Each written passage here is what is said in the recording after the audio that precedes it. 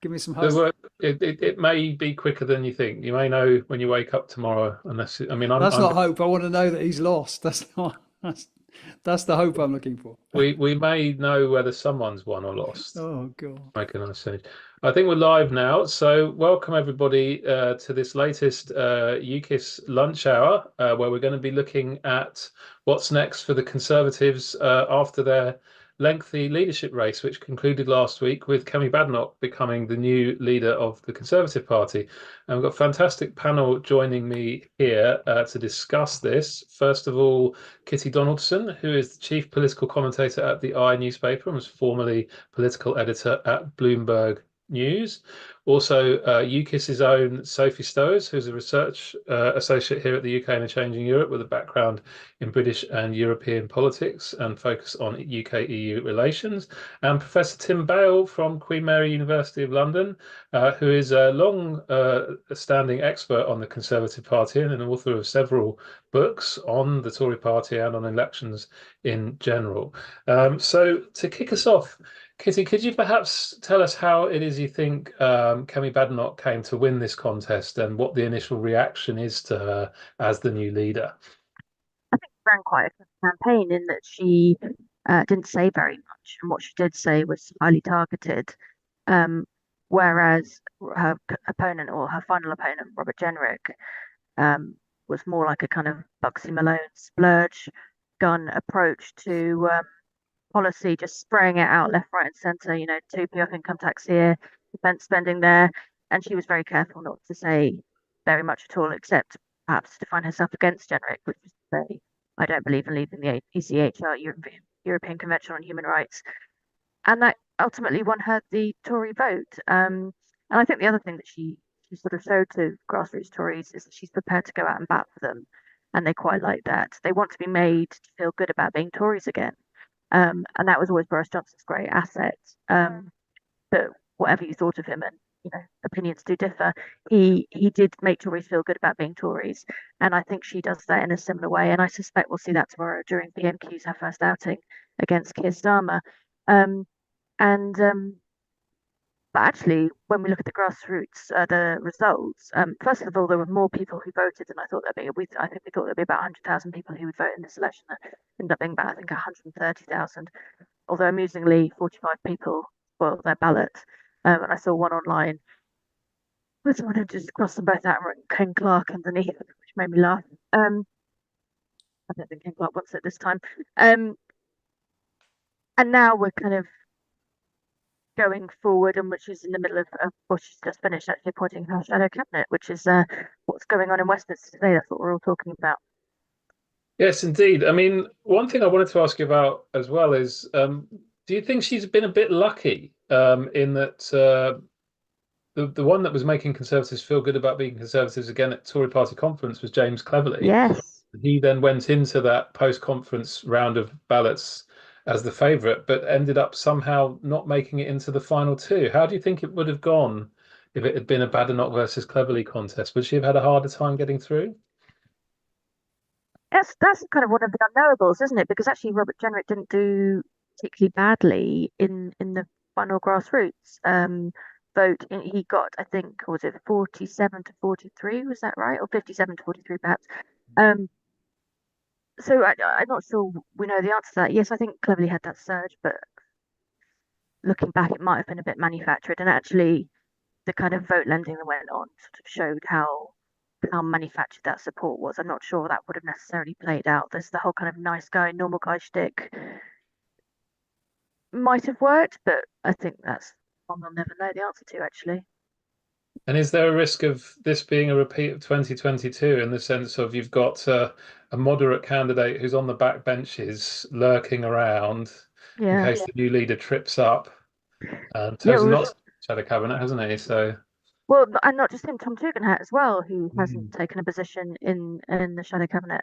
And there's quite a lot of sort of phone calls going on today, working out whether people are sulking or just sulking at not being picked, or were offered like ministerial brief for paperclips and a cross at that, and or whether there's some sort of longer term game plan in place to, I'll wait until she says something even more outrageous, and then I'll pop out of their patch and dive in and save the party in the run up to the election.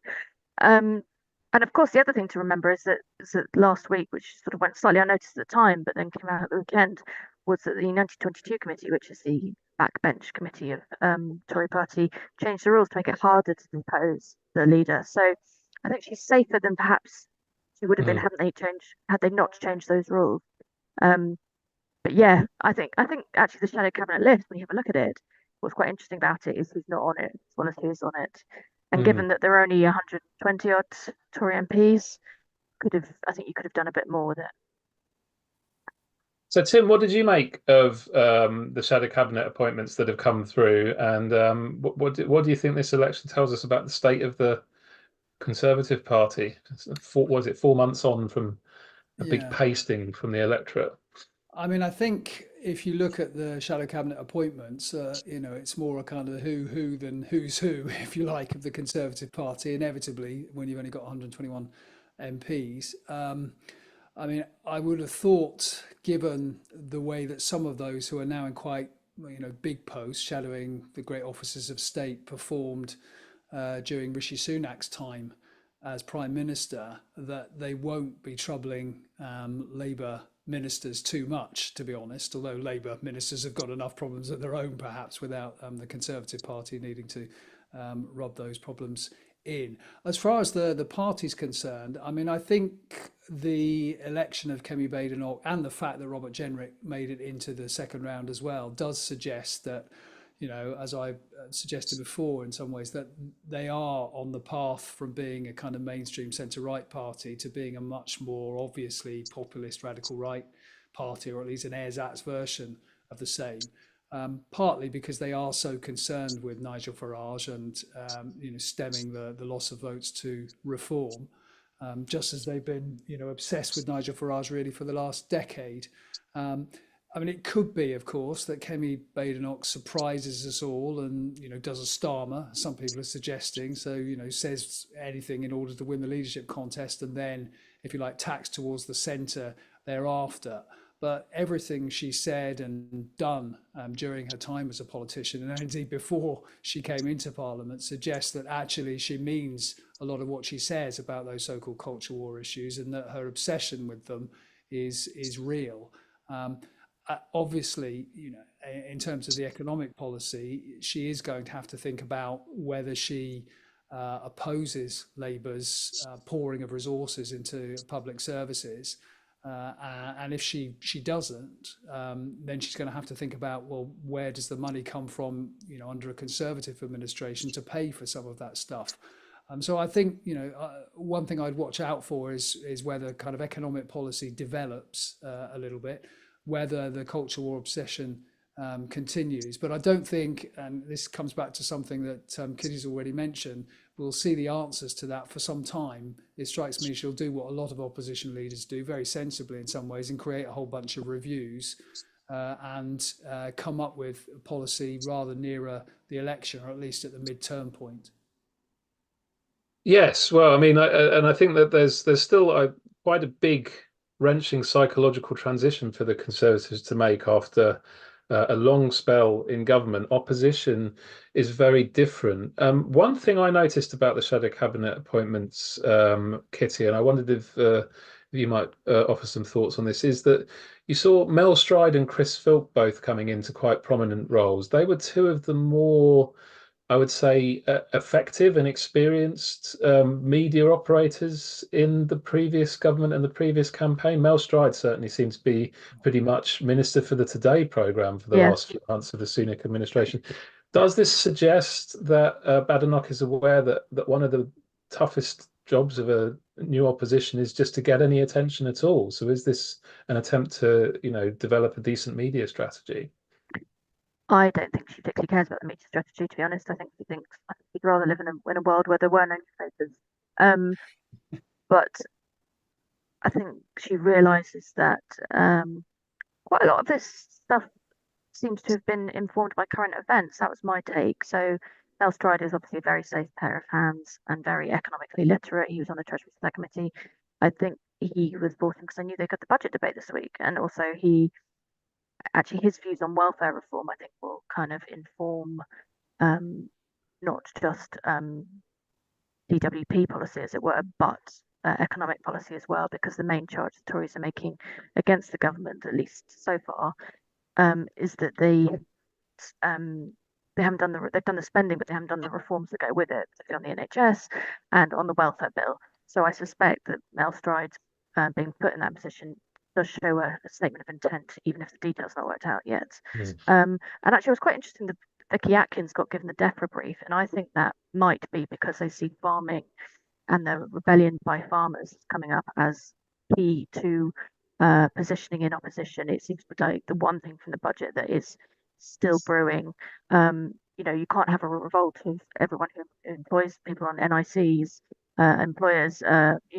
That's like the whole country, but actually farmers are a very vocal and the sort of group that the Tories need to win back. And I know Keir Starmer did quite a big effort, like on wellies, going out and saying he's in favour of the farmers before the election, but actually the Tories will take that issue and run with it. So that's why I think she gave that to Vicky. Who else is there? Chris Phelps you mentioned. Yeah, he's a sort of solid performer, I think, and he's a kind of Union Jack sock wearing Tory of the kind of old school type who I think sort of appeals to a certain type of electorate, and he's quite energetic as well.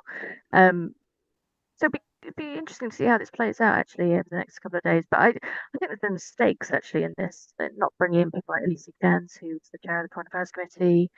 Perhaps, and I don't know this yet, this is just me speculating, perhaps some of these people might be asked to inform some of the policy reviews that will undoubtedly follow. And actually, I was just thinking back this morning to when David Cameron slightly created a problem for himself. If you remember back in the day, he gave kind of the big brains in his party the task of producing all these policy reviews. And then when they came back at 6 months or a year later, there's an incredible headache where he had to try and sort of jigsaw them together, but also some of the ideas were just like crazy and didn't really fit with his sort of brand of conservatism. So there was a danger to letting people run free with a sort of policy proposal, particularly at this stage when like all bets are off. So I think if she learns a lesson, she'll put in place some sort of parameters by which people do the policy reviews rather than just saying, off you go. Well, yeah, exactly. Especially given how internally divided the Conservative Party is, there's a risk that you end just further exacerbating those fracture lines rather than healing the divides. Sophie, I wanted to, but just before I come over to Sophie, actually, just to remind our listeners that and viewers that you can put in your questions to Slido. I'll be putting as many of those as I can to our panel in a little while, so you can put questions there. You can also vote on the questions that are already listed there. We'll try and get some of the more highly uprated ones to our panel in a minute. But Sophie, I wanted to come to you about the electoral predicament facing the new Conservative leader. So it was said often about Keir Starmer roughly 4.5 years ago that he faced the steepest electoral challenge that any incoming opposition leader had faced since the Second World War. In some respects, the Conservative Party seems to have had a bit of a hold my beer moment on that, because the challenge facing Badenoch is even bigger in many regards. So could you tell us what you think about the challenge she faces and what you see as the key things she needs to do to address that challenge? I think the thing that is kind of similar to the challenge that kind of Keir Starmer had and that she has, in terms of kind of the thing that helps them, is the width of the coalition that the sitting government has. I think that was something that ultimately worked to Keir Starmer's advantage when he was trying to work out how to topple the Tories and get them out of government, was that they had this 2019 coalition of voters that was really united only by one thing, which was Brexit. And so it was quite easy to try and kind of split that coalition apart bit by bit and at least take some of them over to Labour's side. And I think the thing that will help Kemi Badenoch here is kind of the same thing, is that Labour has such a broad electoral coalition that really the only thing that truly united them all was a want to get rid of the Tories in July. So, if Tories can win some of the confidence of some of those voters back, I think that makes it a little bit easier. I don't think it's quite, even though kind of numerically it sounds a really steep challenge, actually strategically, I don't think it's as difficult. But I think that being said, the issue that's really facing Kemi Badenoch is the same issue that was facing Rishi Sunak as leader, which is that you've got a party that seems to be splitting in two very different directions. You know, they lost voters to Labour, to the Liberal Democrats, but they also lost voters to Reform. And they're two quite kind of inherently different types of Conservative. And I think there's a choice to be made by her as leader as to what kind of pitch are they going to make and what kind of coalition is more important to them to win back. And I think from, you know, the leadership campaign itself, she played her cards kind of quite close to her chest. We know what type of Conservative she is ideologically from her past, but she didn't actually make any kind of specific policy pitches really in that leadership campaign, as Kitty said. So not in the way that Jenrick, it was quite obvious that he thought it was more important, I think, to win back those voters who'd moved to Reform. Well, that was at least going to be his initial focus.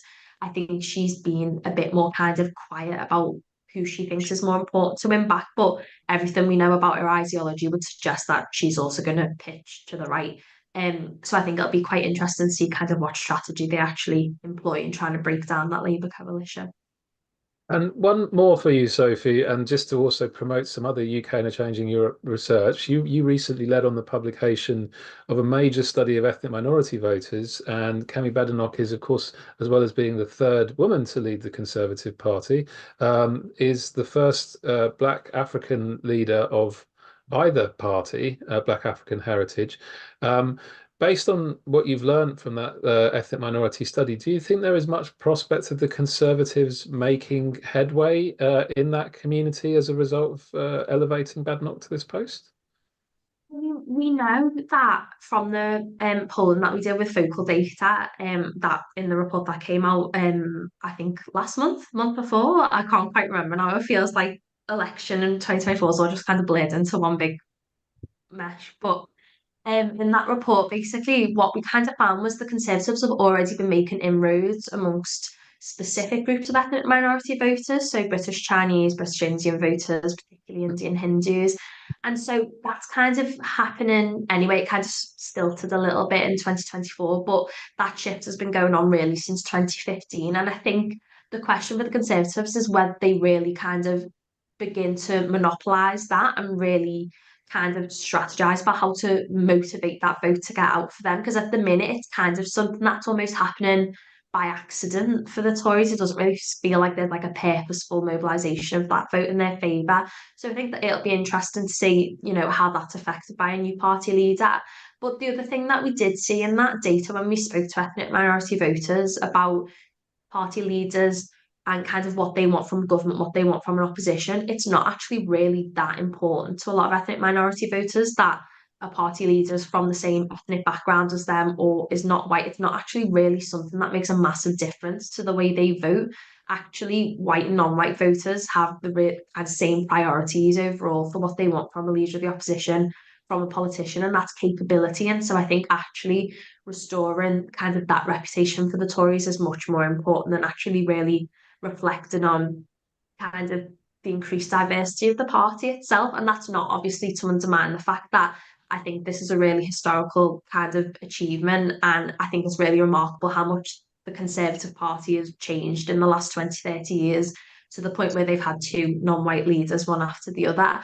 But I don't think it's something Kemi Badenoch particularly interested in talking about. And I actually don't think it's something that voters are that bothered about talking about either. They think it's a good thing, but it's not something that's really playing into voting behaviour particularly.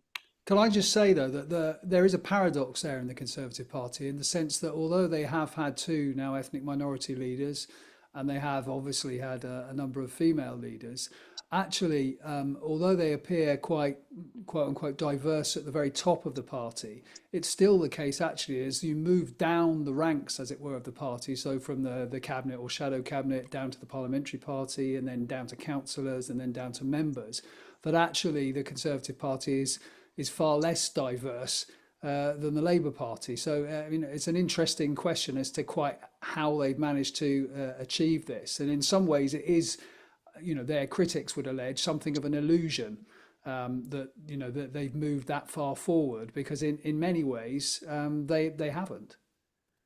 Yeah, it's kind of like for a long time there was and still is discussion of glass ceilings. People making progress and then stop. Getting stuck right below the sort of executive lounge, as it were, below the very top. The Conservative Party, it's almost the other way round. There's been a lot of success in terms of diversity and representation at the very top, but that isn't reflected even one floor down, let alone two, three, four floors down. So it can paint a bit of a Yeah, and misleading picture. you can also refer to the theory that sometimes is referred to as the glass cliff, in the sense that leaders from, for example, diverse backgrounds or female leaders are only picked by parties when they get into big trouble. And in some senses, you could argue that Rishi Sunak is an example of that, and maybe even Kemi Badenoch is an example of that. That's not something I would necessarily myself argue, but it's a theory. Yes, and of course, both of them. Well, certainly Sunak was in big trouble because of the Conservatives' third female prime minister generating such a big pile of trouble for him. So, um, uh, not necessarily a clear picture on that front. Tim, there was something I was going to ask you about, looking a little bit further forward, which is the first electoral test for the new leader will come next spring with local elections. But this might be tricky as a challenge for Badenoch in terms of demonstrating progress, because those local seats were previously up in 2021, which was a real high watermark for the Conservatives. And if I remember rightly, this is the county council elections as well, which tend to lean quite blue as well. So is there a risk that, like Starmer in 2021, the new leader of the opposition may end up facing quite a substantial electoral setback in her first outing with the electorate? Well, given how badly Labour are doing, it might not be as bad as all that. Although obviously, if they're fighting Lib Dem candidates, then they could lose out there. I think also Reform have to worry about, just as Labour have to worry about. Sorry, Conservatives have to worry about, just as Labour have to worry about. And that's Reform, and whether Reform manages to get its act together and build a kind of infrastructure and get some local candidates in place to fight those elections, possibly successfully. We've already seen a few local by-election wins for Reform candidates in places that they haven't really stood before. So I think that will be, in some ways, the thing to watch at those local elections. But I agree with you. I think the idea that the Conservatives will, get this massive breakthrough and show they're on their way back is probably mistaken. And anyway, I mean, we know from previous periods of opposition, both when Labour in opposition, the Conservatives in opposition, it is perfectly possible for oppositions to win quite big in local elections, some way off a general election, and actually still perform pretty poorly in that general election. So I think if Conservatives are looking for runes, it's always best to look for runes in the opinion polls rather than in local elections. But inevitably, people do tend to read into the latter more than perhaps they should. True, but I mean, I guess it also interacts with the rather febrile and fragile psychology of the Conservatives as well. I mean, a more settled, less traumatized party might be willing to say, okay, first set of local elections not so important, but particularly if Reform make major breakthroughs, given that Badenoch is seen as a candidate of the right. Will that pose her particular problems? Yeah, I Because think that's spot on. I mean, I think if they do appear to be either losing out to Reform directly, which might not be the case, or Reform seems to be presenting itself as the opposition to Labour in all sorts of seats rather than the Conservatives being able to do that, then yes, she will be questioned as someone coming from pretty obviously the kind of Reform adjacent side of the Conservative Party. we're going to take a couple of questions from the Slido now, and one for you first, Kitty. Very much pithy and to the point. Um, do you think Labour are underestimating Kemi Badenoch? Are we perhaps too focused after a long leadership campaign on her potential negatives, and are there potential upsides? Are there risks to Labour from this new leader? Yeah, I think that's a very good question and a very good point, actually. And I think the first test of that will be tomorrow at PMQs, as I said before.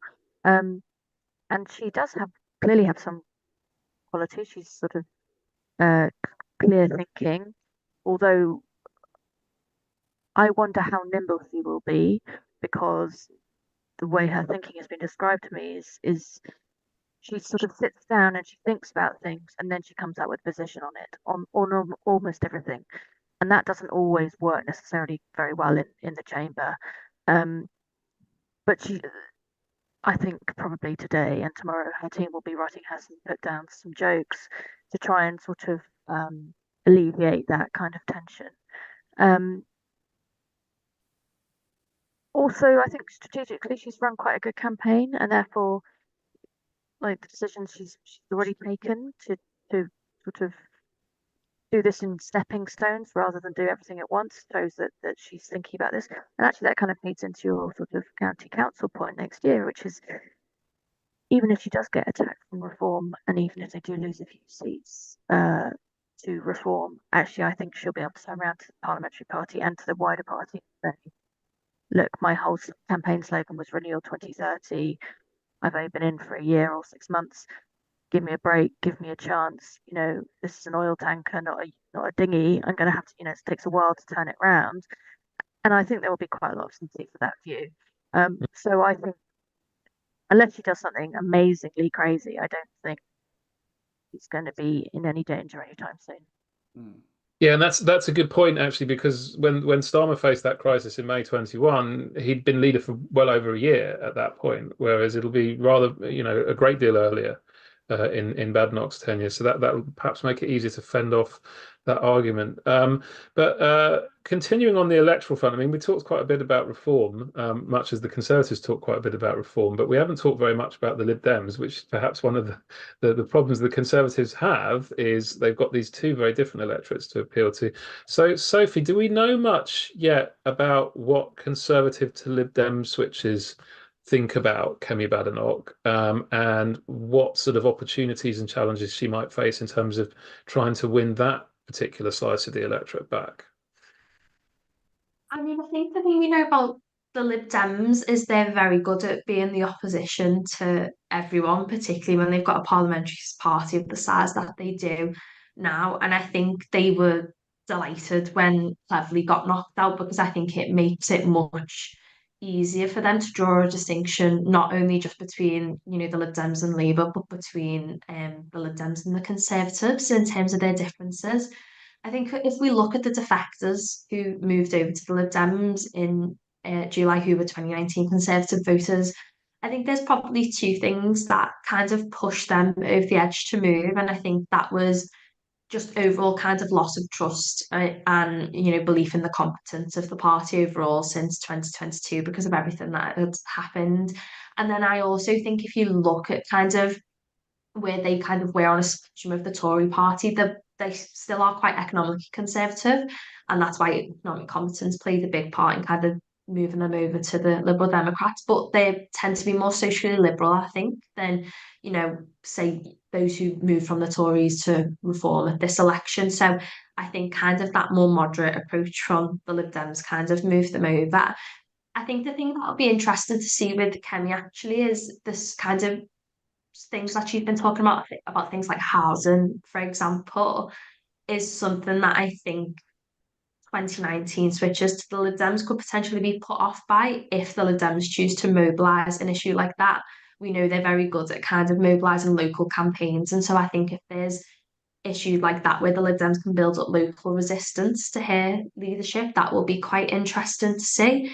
I think the other thing will be that will kind of impact how much movement there is back towards the Conservatives among Lib Dem defectors is the approach she takes as party leader. I think one of the things we know about Kemi from kind of previous government posts and actually kind of a bit of the kind of discourse of this leadership campaign is she can sometimes be quite combative, and I think she can sometimes lead with kind of ideology first as opposed to kind of a specific policy oriented approach. And I don't know if that's necessarily something that will win back voters who are very oriented around competence and just kind of general ability in the way that a lot of those Lib Dem defectors were. I think they need really kind of specific, thought through policy proposals and kind of a more grown up approach, I guess, to politics to win them back over. And so whether her leadership style will facilitate that is something I'm not 100% sure of. See, some of the things you're saying there hint at, I think, a broader question which came up in the Slido as well, and that I've wondered about.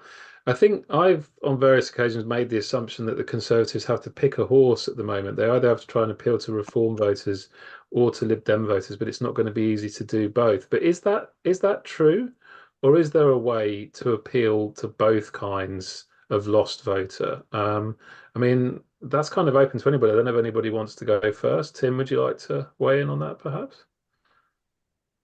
Oh, you're on mute. I think this does come back actually to one of the problems that we saw in the leadership campaign, which was that there was no real acknowledgement of why the Conservative Party lost, or at least a convincing acknowledgement of why the Conservative Party lost. There was a lot of talk about disunity.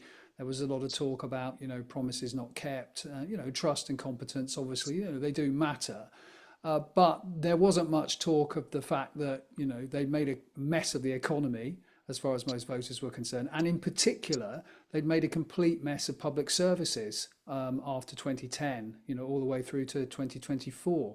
Now, to be honest, one way of appealing to both Reform voters and Liberal Democrat voters, and indeed people who went to Labour, having voted Conservative in 2019, is to get the NHS back on its feet, or at least to support attempts to get the NHS back on its feet, or at least to come up with a plan to get the NHS back on its feet, which is superior to pouring money into it, as Labour seem intent on doing. So unless I think they come up with a convincing plan to actually run the country and to stop suggesting somehow that you can get something for nothing, then they're going to have difficulty winning over people who defected from all the other to all the other parties. So I think the one of the things that they do need to do under Kemi Badenoch, and I'm not sure that she's entirely capable of it because she is such an ideological politician, is to actually come to terms with some of the reasons that they lost the general election. And it seems to me that that is not yet the case. And unless they do that, I'm not sure they'll appeal to, as I say, any of these people who defected from the Conservatives in 2019. Yeah, I think that's a very good point. There's a tendency, I think, for when parties go from government into opposition to kind of go into sort of denial phase. Labour with Michael Foot, the Conservatives with Hague, and then Ian Duncan Smith, Labour again with Ed Miliband, and then Jeremy Corbyn, until opposition parties show they get it in terms of why they lost, and that they're willing to change, including in ways that don't necessarily make their core supporters comfortable. Then the road back is not really open to them. I mean, Kitty, from your perspective, do you agree with that kind of diagnosis of what oppositions need to do? And what do you think the Conservatives under Badenoch would need to do to show that they get it, that they understand the reasons that voters rejected them so comprehensively a few months ago? Yeah, you can't just sit about and wait for Labour to lose, although they were doing quite a good job of losing all the support that they had. I mean, pretty quickly. I was thinking about this during the Tory leadership race, and whether if someone had sort of prostrated themselves on the ground and begged forgiveness from the electorate, whether that would have had any sort of effect. But they were all sort of doing this kind of dance where they were sort of saying that I'm the future, I'm the change candidate. And by the way, look at the last lot, even though they were the last lot. So I don't know, like, how quickly do people forgive and forget and just they can move on. I honestly don't know the answer to that question. And when she made not does a new policy review and sort of tries to alter or move on from the mistakes of the past, and people will start paying attention again. I think it will take them a couple of years for people to start paying attention, and that does leave space for other parties to crowd in. But I also think that the Lib Dems have peaked, and I also slightly think that if Reform haven't peaked, then they are on their way to peaking. And I don't. Another sort of sidebar to all this is the second jobs for MPs.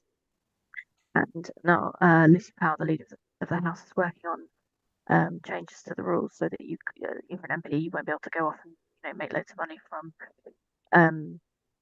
being on GB News or whatever it is. Although I think there will be some exemptions.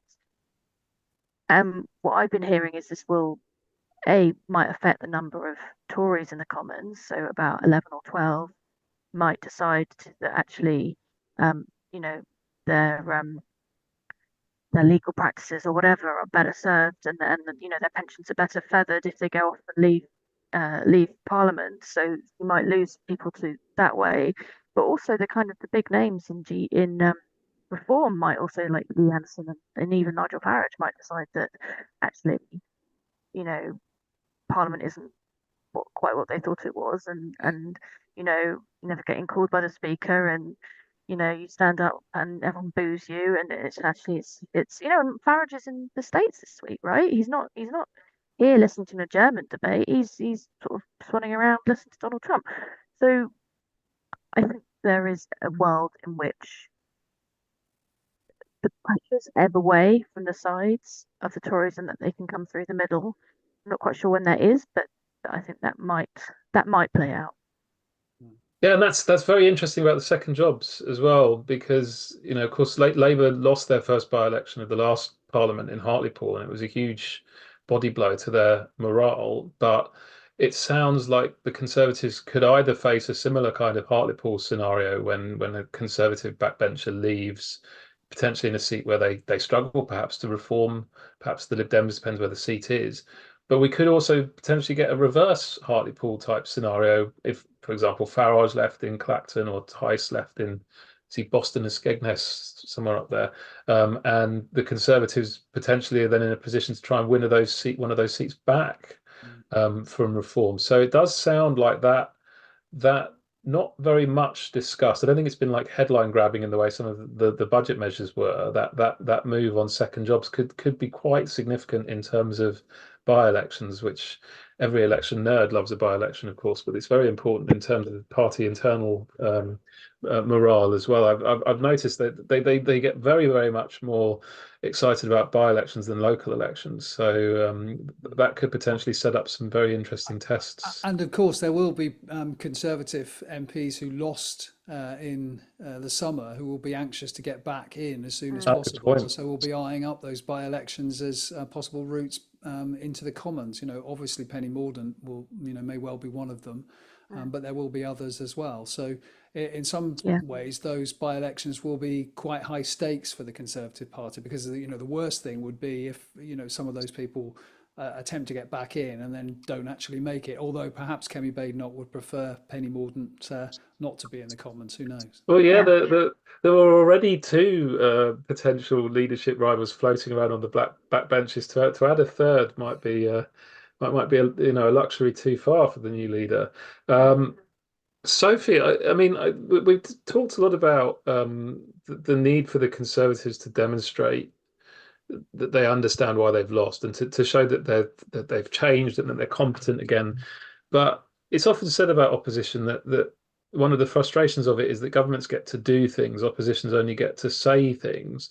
So how does an opposition go about showing that it is competent again when it can't actually do much? It can only say things. What are Badenoch's options on that front, do you think? Use the first kind of 2, 3 years under Starmer as Labour leader post 2019 election as kind of an example. I think it's true that obviously in opposition there's not much kind of substantively you can do, but Starmer took a lot of kind of symbolic action, I think, to try and present that Labour was a very different beast under him than it was under Corbyn. So, you saw the moves on kind of anti-Semitism, reform of internal party structures, shadow cabinet reshuffle, I think, play a big part in that and presented a changed image of the party. And I think trying to present, the party as a much more coherent unit, a kind of more togetherness, really. And I mean, I think the shadow cabinet reshuffle is kind of an attempt of that. I think you've probably got maybe a broader, I mean, there's only 120 odd MPs to choose from, so it's not like she had a ton of choice, I guess, but it's kind of a broader, I think, range of Conservative MPs in different ministerial roles than maybe some people might have predicted. So I think to kind of represent kind of a symbolic kind of togetherness, change party, united front, I think all that kind of stuff is really important. I think the one of the things that I think will be difficult for Kemi Badenoch, I think kind of gets back to something Kitty said earlier, is that if she is a politician that likes to kind of really kind of sit and ruminate on what the response should be, you don't get much airtime to do that or much chance to do that in opposition. Never mind when, you're fighting against a government with a massive majority and you've only got 120 MPs. It's quite hard to kind of get airtime as it is and get attention as it is. So they're going to have to be quite quick and responsive, and quite clever about how they respond to kind of Labour's proposals. And I think that's something that will be interesting to see, along with all that kind of other symbolic stuff about being a change party, and all that kind of thing. She's got a huge advantage, of course, compared to Labour leaders in that, the majority of the print media will back her and will back the Conservative Party. I mean, if you look at the front page of the Mail, for example, yesterday, I mean, they've already fallen in love with Kemi Badenoch if they weren't enamoured of her already. Same with the Telegraph, same with the kind of house journal of the Spectator, same with the Express, same probably with the Sun. And given the extent to which those titles end up indirectly influencing the broadcasters, then she does have a big advantage. There's been a lot more attention paid to the Conservatives, partly because they've been conducting a leadership contest, but partly because those papers tend to support the Conservatives than would have been the case had Labour been kicked out of office earlier this year. So that does give her an advantage in being able to position the party, and also just in terms of being able to kind of grab attention, which as Sophie says is one of the difficult things normally for opposition leaders. But I do think, generally speaking, opposition leaders do have to show that they're kind of junking some of the stuff that lost them the election. And at the moment it seems to me they're just offering in some ways to double down rather than to junk. But let's see. That's a good point, Tim. I want to put that one a little bit to the representative of the press on our panel here, Kitty. I mean, this is a perennial complaint on the Labour benches as well, that the Conservatives have a kind of inbuilt structural advantage from the press because a lot of the biggest circulation titles are all quite openly partisan in favour of the Conservatives. That potentially is an even bigger advantage when you're in opposition, because getting sustained attention is more of a challenge in opposition. Do you think that charge is fair? And if so, is that advantage still what it used to be? So if we were to compare the situation Badenoch faces with the one that William Hague faced in 1997, with a much more diverse media environment now and much lower circulations for these newspapers, is it still a big step up for her to have those titles in her pocket? It's definitely an advantage. It's to what extent the advantage is there. I mean, I think the Tories would argue that the BBC is biased against them, whatever the right-wing papers say. Tories say that to me all the time. So, and if you've got the nation's broadcaster, on the side of the socialists, then what can the Telegraph do? I also think actually there's a kind of slightly wider issue in terms of newspapers not being. So in '97, obviously newspapers were still the major source of information, and that's just not true anymore.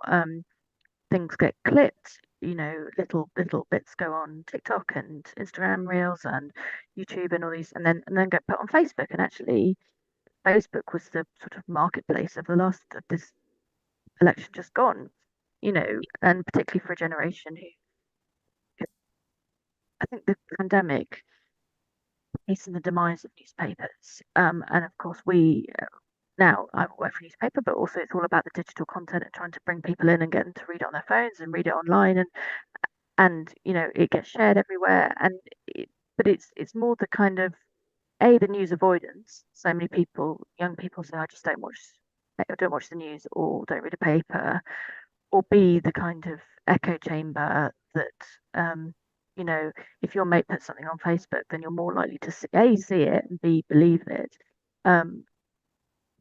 And the kind of siloization of British politics, that if you never see Kemi Badenoch appear anywhere or say anything, how are you going to form an opinion about her? Unless someone's sort of tweeting or sharing kind of memes about her, you might get an impression that way. But I don't know. Hopefully, the vast majority of the British voting public are kind of reasonable and we'll start thinking about it again in 3, 4, 5 years' time. I mean, most people, I hate to break it to you, on a webinar talking about the Tory party at lunchtime, they're out getting a meal deal, right? They're not thinking about this stuff. Well, I mean, it's their loss, frankly. Yeah, exactly. They should be educating themselves in these wonderful webinars. But one point I wanted to pick up from that and put to Tim is, the what we might call the legacy media still has force, but it's ever more concentrated amongst older readers and older sort of voters. So isn't there a risk if the Conservatives try to play to the kind of right-wing media gallery that they end up reinforcing one of the big structural disadvantages that we see in 2024, which is that they're basically now a party of the old. So that's not going to help them solve that problem, is it? Yeah, I think that's spot on, actually. I mean, I think there is a dilemma there for them. On the one hand, they have got the support of these papers, but on the other hand, these papers' main audience is in some senses already locked in to the Conservative Party. So I think you make a good point there. And it's also true if you look at the way that those newspapers have gone, partly perhaps because of the changing audience. They themselves have moved very strongly towards the kind of reform adjacent Toryism and away from the kind of one nation, centrist Toryism that liberal Toryism that we've seen previously. So if you look, for example, at most of the people who are writing the op-eds in the Telegraph, you look at the people who write similarly for the Mail and for the Express. I mean, you really, I would suggest, if you're a Conservative leader, do not want to be taking advice from those people on how to win elections, because they are coming from a very, very particular perspective, and it's not one, I think, based on the empirical evidence. It's one based on actually ideological zealotry in some cases. So in as much as, as I would argue that those newspapers are very much actually part and parcel of the Conservative Party, I think they've already shown that their influence can often be quite malign rather than benign for the Conservatives. But unfortunately, because they are part and parcel of the party, leaders do tend, I think, to try and placate at least those newspapers and gain support from those newspapers. And obviously, if you are a leader in trouble, then that tendency is exacerbated. If Kemi Badenoch, and it is obviously early days, does run into trouble in a year's time, then because of the power that those papers exert within the Conservative Party and indeed over the Conservative Party membership, over Conservative Party MPs, she's going to tend to want to please them rather than to tell them that they're wrong. And for all that people say, Kemi Badenoch is assertive to the point of aggressive, she knows her own mind, etc., etc. I do wonder if she'd be prepared to tell the Telegraph, the Spectator, the Mail, the Express where to get off. Yeah, and there's a kind of doom loop dynamic to that, isn't there? Those newspapers themselves are becoming sort of read by an ever more self-selected minority of people, and writing for them is an ever more partisan minority of people. And if the party of opposition is disproportionately influenced by them, they end up locked into that same sort of self-selecting circle. Yeah. I mean, look. I mean, Kitty brought up, someone shadowing DEFRA, because the Tories think they can make hay, excuse the pun, accidental, with the farmers stuff. I mean, farmers make up, or I should say the agricultural workforce in this country make up 1% of the workforce. Now, obviously, farming holds a kind of particular place in the nation's imaginary, and there is some sympathy for farmers. But the idea that this is the kind of wedge issue that you will be able to drive into the heart of Labour after the budget is just completely for the fairies. I can remember, because I'm old enough, the sort of countryside marches that went on during the Blair era, where you had tens of thousands of green-wellied people marching up and down the Mall and Whitehall and Trafalgar Square or wherever it was. Did it make a blind bit of difference? No, it didn't, and this won't either. And if you allow yourself to be distracted by this, because there are some very wealthy people with huge land ownings who don't like the fact that they won't be able to pass everything on because of inheritance tax being applied to their tens of thousands of acres of farmland, then I think you're barking up the wrong tree personally. But go for it. Fill your wellies, as it were. So the road back to Downing Street probably doesn't run through multi-million-pound farms nor through the Daily Mail op-ed page. But then where does it run, Sophie? What can the Conservatives do to appeal to the kinds of voters that have not been listening to them very much in the last 10 years? The voters who are not reading the traditional kind of Conservative outlets, younger voters, in particular, who have abandoned the party in droves. I mean, it's often forgotten that the last time they went into opposition in 1997, there was virtually no age divide in voting at all. Now it's one of the strongest predictors of voting. And you don't really want to be on the grey end of that age divide, given what that implies long term. Older voters are less likely to still be around than younger voters next time. So that clearly is something they urgently need to address. How can they do it? I mean, I think that's quite interesting to look at, because she's quite online for like compared to your average Conservative MP, I think. And I think it'll be interesting to see kind of what her attitude to the traditional kind of media outlets are, because throughout her tenure as an MP, she's been very kind of social media active, very responsive on that, and that's always been almost her priority over other outlets. I'm not saying she would ever kind of, she wouldn't react if the Telegraph criticised her or whatever, but I think it'll just be interesting to kind of see how she balances those two kind of approaches to leadership out, and whether that affects kind of outreach to younger voters. But I mean, I think if you look at, the age divide, obviously we see big splits in kind of like so I can never say this as liberalism between, younger and older voters on issues like, climate change, on something like trans rights, which Kemi Badenoch is known to take quite a, conservative view on, to say the least.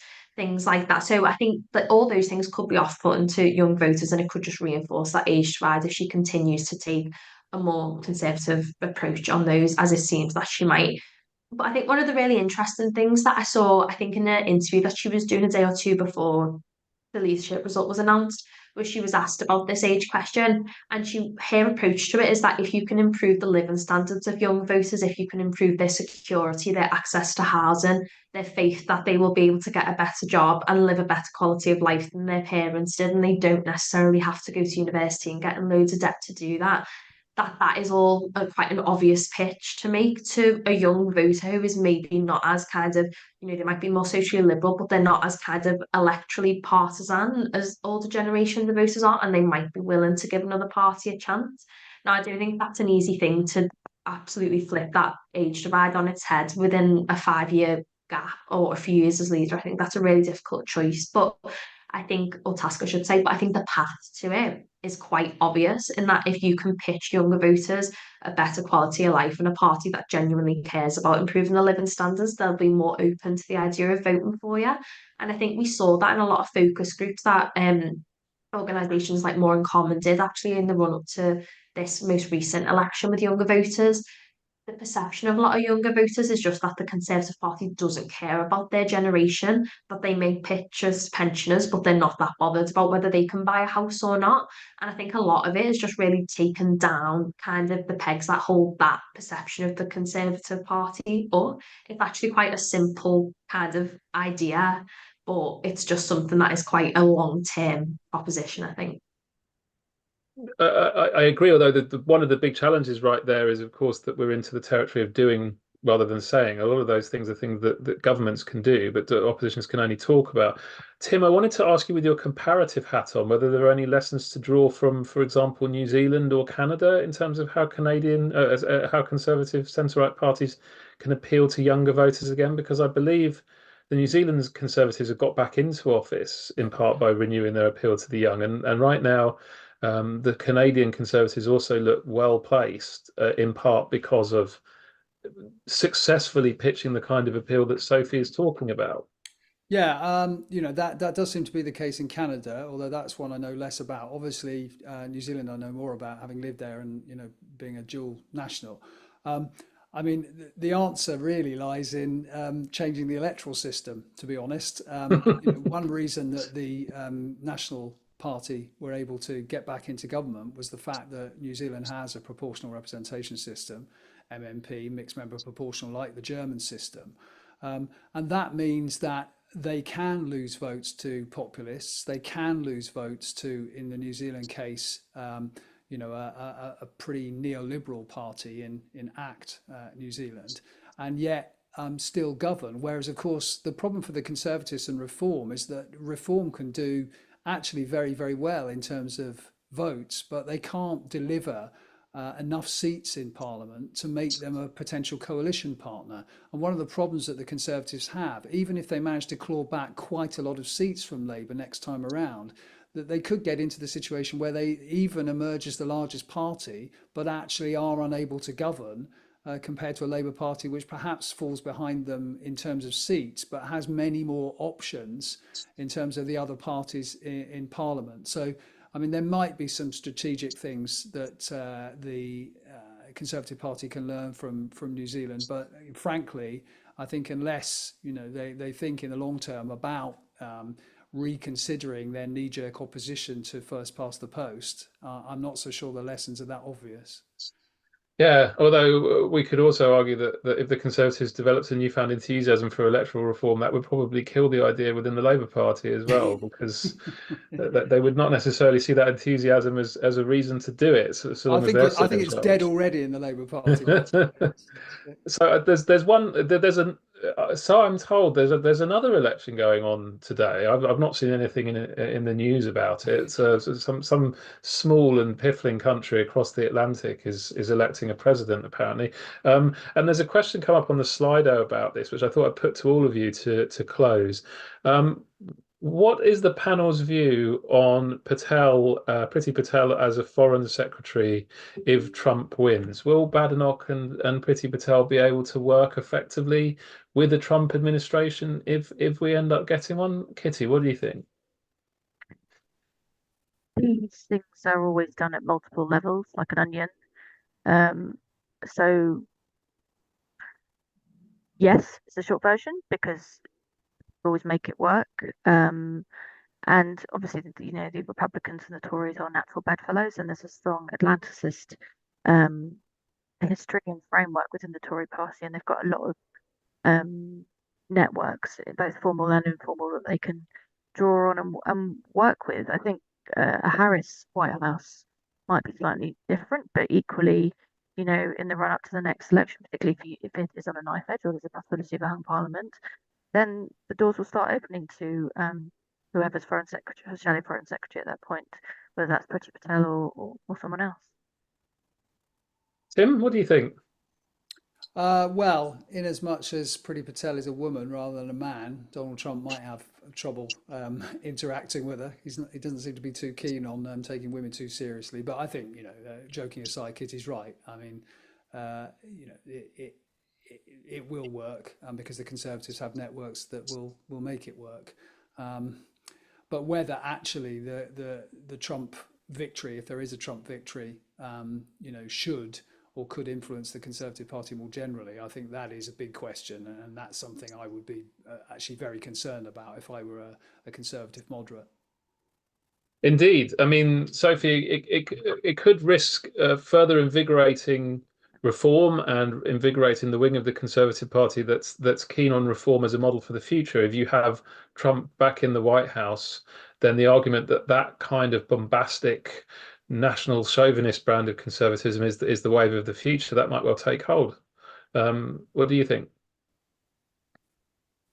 Yeah, I think so. And I think the other thing is that Labour have made it much more easy for the Conservatives to kind of reel in a Trump administration because, several of the members of the cabinet have called Trump and his administration, members of his administration, names in the past, ranging from bad to worse. And also the whole saga that happened a few weeks ago about Labour staffers going over there to campaign for Harris, and the Trump campaign filing a complaint with the FEC. So I think those are two things together have made it much easier for the Conservatives to present themselves as natural allies of a Trump administration than the sitting government have, actually.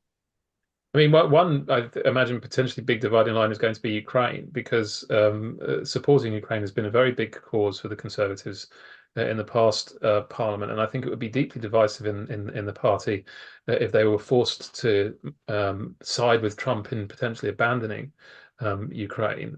So I suspect it would end up being quite a complicated situation for them. But unfortunately, we don't have time to get into that because we've reached the end of our hour-long discussion of the state of the Conservative Party. So thank you all for joining us. These lunch hours take place every fortnight. I'm sure the topic of the American election will no doubt be coming up soon in future talks. So please do check in regularly at the website www.ukandeu.ac.uk to see what we're doing next. And I'd just like to thank my panel, Kitty Donaldson, Sophie Stowers,